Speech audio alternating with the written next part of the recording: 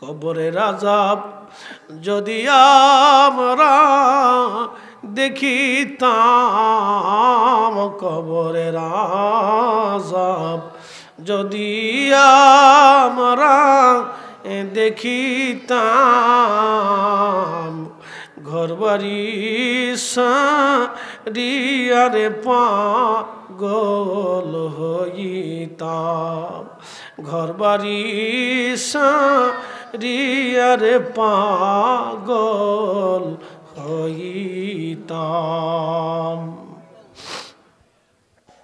Attention, আমার দিকে তাকাবেন। এখন আমি আপনাদেরকে একটু কবর আর হাসরের দিকে নিয়ে যাই, একটু বুঝাই।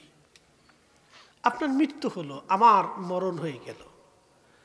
মরণ হয়ে যাওয়ার পরে 24 ঘন্টা মানুষের টাইম, 24 ঘন্টা পরে পায়খানা রাস্তা দিয়ে একটা পোকা আসে। 24 ঘন্টা কিন্তু মানুষের শরীর ফাটে না, পচে না। মূলত 24 ঘন্টা পরে পায়খানা রাস্তা দিয়ে একটা পোকা এসে সারা শরীর ছড়াইয়া একটা গন্ধ, বিশ্রী পচা গন্ধ বেরোতে থাকে। তখন সবাই বলে তাড়াতাড়ি কবরে দিয়ে দাও, গন্ধ ছড়িয়ে গেছে, পচা গন্ধ আসতেছে। ছেলে বলেন, মেয়ে বলেন, প্রাণের স্ত্রী বলেন, সবাই ঘর থেকে নামায় দিবে। আপনাকে ঘর থেকে নামাইয়া গোসল আসল করাইয়া কাফনে পরাইয়া খাটিয়া করে নিয়ে কবরে নিয়ে যাবে। আহা, কত দ্রুত গতিতে কবরে আপনাকে নামানো যাবে। সবাই চিন্তায় পেরেশান। স্ত্রী কাঁদবে, স্বামী যদি থাকতো, আমার দুনিয়ার কোনো চিন্তা ছিল না, ছেলে মেয়ে আমি এখন কি করব। বিবির চিন্তা, হায় আমি এখন করব কি। ছেলে কাঁদবে, আব্বা যদি থাকতো, পরীক্ষার ফি আছে, আমার সামনে কত কাজ, বিদেশ যাত্রা। আব্বা থাকলে চিন্তা করা লাগতো না, এখন করব কি। ছেলে কাঁদে নিজের জন্য, মেয়ে কাঁদে আব্বা যদি থাকতো, আমার শ্বশুরবাড়ি বাবা আমার জন্য কিছু পাঠাইতো, খোঁজ খবর নিত, এখন কে নিবে। এইভাবে মেয়েটাও কাঁদবে, মেয়ে কাঁদে নিজের জন্য, ছেলে কাঁদে নিজের জন্য, স্ত্রী কাঁদে নিজের জন্য। কিন্তু আপনি কবরের প্রশ্নের জবাব দিতে পারবেন কিনা, এই চিন্তা কারো মাথায় নাই। জীবনের চরম বাস্তবতা থেকে বললাম, এই চিন্তাটা কারো মাথাতে নাই। এই জন্য আল্লাহর হাবিবের নিয়ম ছিল, কোন সাহাবী ইন্তেকালের আগ পরে খাটিয়ার মধ্যে রাখিয়া নবীজি তার স্বজনদেরকে ডাক দিয়ে বলতেন, বলো সে কোথায় কোথায় দেনা আছে বলো, ঋণ আছে বলো। বলতো হুজুর অমুক অমুক অমুক অমুক ঋণ পাবে। নবীজি তাদেরকে ডাকতেন, বলো তোমরা কি ক্ষমা করছো। কেউ ক্ষমা করতো, কেউ ক্ষমা করতো না। নবী ধনী ধনী সাহাবীদেরকে ডাকতেন, সাহাবীরা তোমরা কিছু কিছু দিয়ে আমার এই সাহাবীর ঋণ মওকুফ করায় দাও। আমি ঋণ দিয়ে আমার কোনো সাহাবীর কবরে নামাবো না, কারণ হকুল্লাহ, আল্লাহর হক আল্লাহ মাফ করে দিতে পারে, কিন্তু হকুল ইবাদ, বান্দার হক আল্লাহ মাফ করে না, বান্দা মাফ না করা পর্যন্ত। এই জন্য দুনিয়ার থেকে ঋণ ঋণ ঋণ মওকুফ করাইয়া নবীজি কবরে পাঠাইতেন। আহা, কবর বড় কঠিন জায়গা। নবীজি বললেন, সাহাবীরা রে, ওই কবরে নামাই দিয়ে সবাই চলে আসবে, কিন্তু তোমরা আইসো না, ওই কবরের পাশে দাঁড়ায় থাকো। ইস্তাগফিরু লিআখিকুম, ইস্তাগফিরু লিআখিকুম, তোমরা তোমার ভাইয়ের জন্য ইস্তেগফার করো, কেননা কিছু সময় পরেই তার কবরে মন কান্নে কেঁদে আসবে। মার রাব্বুকা ওয়া মা দীনুকা মা কুনতা তাকুলু ফি হাক্কি হাযার রাজুল। 3টা প্রশ্ন শুরু হয়ে যাবে। এই 3টা প্রশ্নের জবাব যদি সহজ হয়, সেই জন্য তোমার ভাইয়ের কবরের পাশে দাঁড়াইয়া তোমরা কোরআন শরীফ থেকে তেলাওয়াত করে, কিছু দোয়া তালিম তরবিয়ত করে, তোমরা জিকির ফিকির করে, তসবিহ করে তোমার ভাইয়ের জন্য ইস্তেগফার করতে থাকো। কত সময় পর্যন্ত দাঁড়াইবা? সাহাবীরা রে, একটা উট জবাই দেওয়ার পরে, ওই উটটা কুরবানি করার পরে, ওই উটের গোশত বানাইয়া, ওই উটের গোশত বানাইয়া বন্টন করিয়া, যে সময়ের দরকার হয়, একটা উট জবাই করার পরে বন্টন করিয়া গোশত বানাইয়া বন্টন করা, যে সময়ের দরকার হয়, ওই রকম সময়টা তোমার ভাইয়ের কবরের পাশে অন্তত দাঁড়াও, দাঁড়াইয়া তোমার ভাইয়ের জন্য ইস্তেগফার করতে থাকো, ক্ষমা চাইতে থাকো। কেননা তার আখিরাতের প্রথম যাত্রা, প্রথম রাত আসবে, প্রথম সময় তার। এই প্রথমের 3টা প্রশ্নের জবাব যদি না দিতে পারেন সাহাবী, বাকি মঞ্জিলগুলি বড় কঠিন, বাকি মঞ্জিলগুলি বড় কঠিন, বড় কঠিন, বাকি মঞ্জিল বড় কঠিন, বাকি মঞ্জিল বড় কঠিন, বাকি মঞ্জিল বড় কঠিন। কবরের আযাব যদি আমরা দেখিতাম, কবরের আযাব যদি আমরা দেখিতাম,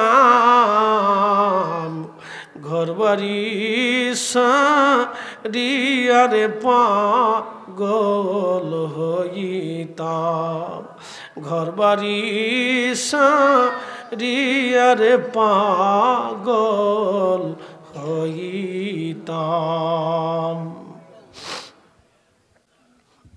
বন্ধু রাত বেশি নিব না, হবিগঞ্জবাসী সময় আমার একেবারে সংক্ষিপ্ত, লম্বা কথা পারবো না, বাবান বুঝে যান।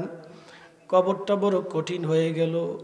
আল্লাহর নবী বললেন, আমার উম্মত হাসরের ময়দানে যখন বান্দা উঠবে, হাসরের মাঠে 3 জায়গা, মা সন্তান ভুলে যাবে, সন্তান মাকে ভুলে যাবে, বাবা সন্তান ভুলে যাবে, সন্তান বাবাকে বলে যাবে, ভাই ভাইকে বলে যাবে, স্বামী স্ত্রীকে বলবে, স্ত্রী স্বামী ভুলে যাবে।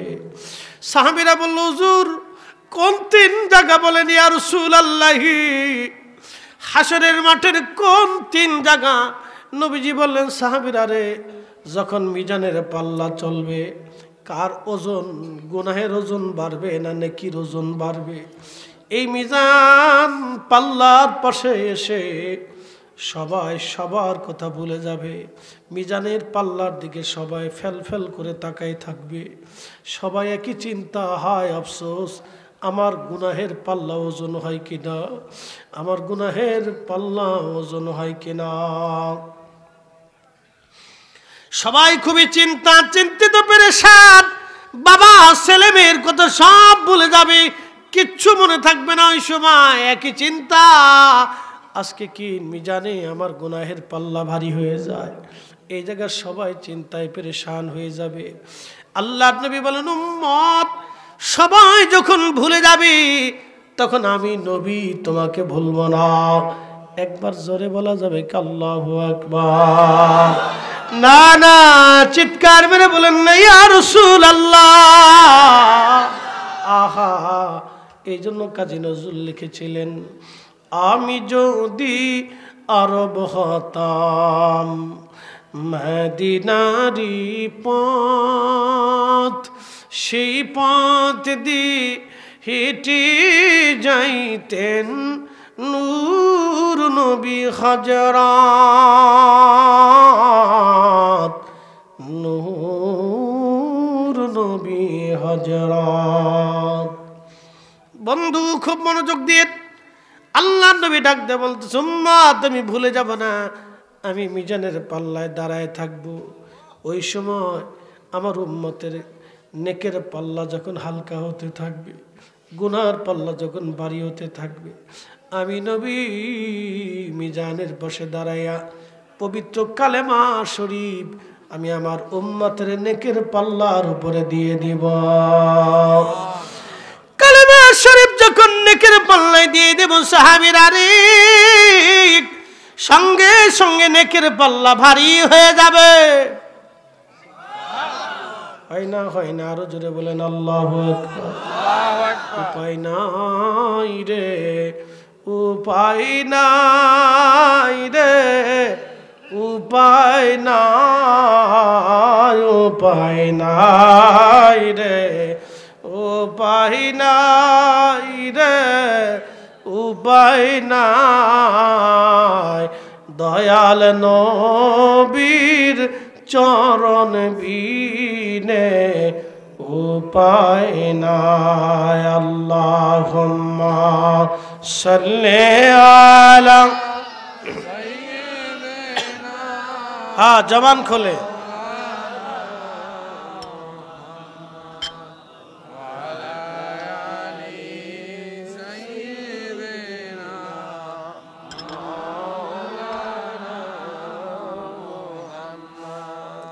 জানি আপনারা একটু দুর্বল মেরে দিছেন, রাত অনেক হয়ে গেছে, একসাথে বলি না আল্লাহু আকবার। আল্লাহু আকবার। রসুল লাগবে? জোরে বলেন লাগবে? আহা, শেষ। কঠিন হাসরের মাঠ, সমগ্র সৃষ্টি জগৎ আল্লাহর সামনে মাথা নত করে সেজদায় পড়ে থাকবে। জিন, ফেরেশতা, মানব, পশু, পাখি, আল্লাহর যত সৃষ্টি, সপ্তম আসমান, সপ্তম জমিনে যত মখলুক আছে সব হাসরের মাঠে আল্লাহর সামনে মাথা নত করে থরথর থরথর করে কাঁপতে থাকবে। সেই দিন আল্লাহর নবী ডাক দিতেছেন, আল্লাহ আমাকে ওয়াদা করছেন একটা ওয়াদা, ও মিনাল লাইলি ফাতাহাজ্জাদ বিহি নাফিলাতাল লাক। হুজুর তাহাজ্জুদ আপনি পড়েন, তাহাজ্জুদ আপনি পড়েন ইয়া রাসূলুল্লাহ। আসা, অবশ্যই আমি আল্লাহ আপনাকে দিব। আসা, কোরআনে যত জায়গায় আসা শব্দ ব্যবহার করেছেন আল্লাহ এখানে নিশ্চয়তা দিয়েছেন। আশা শব্দ দিয়ে আল্লাহ নিশ্চয়তা দিয়েছেন, কিন্তু এর বাহ্যিক অর্থ হলো সম্ভবত।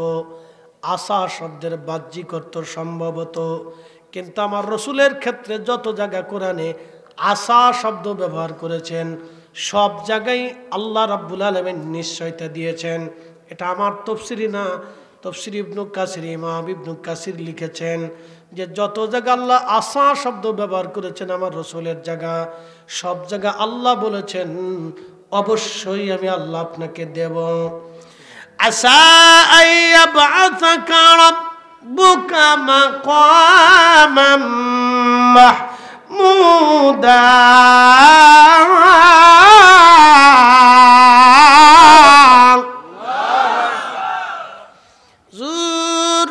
তাহাজ্জুদ যদি পারেন অবশ্যই অবশ্যই আমি আল্লাহ আপনাকে একটা নিয়ামত দিব, মাকামে মাহমুদ ওয়ালা বানাবো।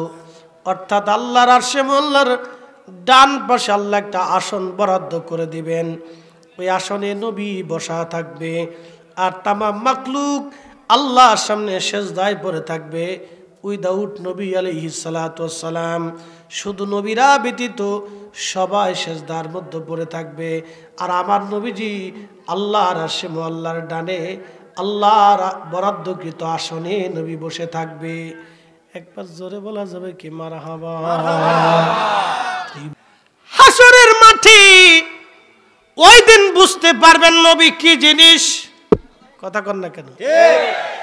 হাসরের মাঠে বুঝতে পারবেন রসুল কত দামি, কত মহা ইজ্জতওয়ালা, কত দামি ইজ্জতওয়ালা, ইজ্জতওয়ালা, ইজ্জতওয়ালা। এত বড় ইজ্জতওয়ালা হাসরের মাঠে বুঝবেন। রাজা, মহারাজা, বাদশা, আমির, ওমরা, জ্ঞানী, গুণী, doctor, doctor, chancellor, vice chancellor, principal, অধ্যক্ষ, বদক্ষ, বড় বড় মেধাবীরা, বড় বড় গুণীরা কিয়ামতের ময়দানে অসম্মানিত হয়ে যাবে। তারা উলঙ্গ হয়ে, উলঙ্গ হয়ে আল্লাহর সামনে সেজদায় পড়ে থরথর করে কাঁপতে থাকবে। শুধু আমাদের নবীকে আল্লাহ জান্নাতের পোশাক পরাইয়া, সুবহানাল্লাহ, জান্নাতের পোশাক পরাইয়া মহা সম্মানে আল্লাহর আরশে মোল্লার ডান পাশে আমার নবীর জন্য আল্লাহ আসন বরাদ্দ করে দিবে। সুবহানাল্লাহ। মাকামে মাহমুদ, মাকামে মাহমুদ, মাকামে মাহমুদ। ওই নবীর শান ভালো যদি না লাগে তাহলে বুঝবেন ইমানে ঘুণ পোকা লাগছে। ওই নবীর শান যদি ভালো না লাগে বুঝবেন ইমানে ঘুণ পোকা, ঘুণ পোকা।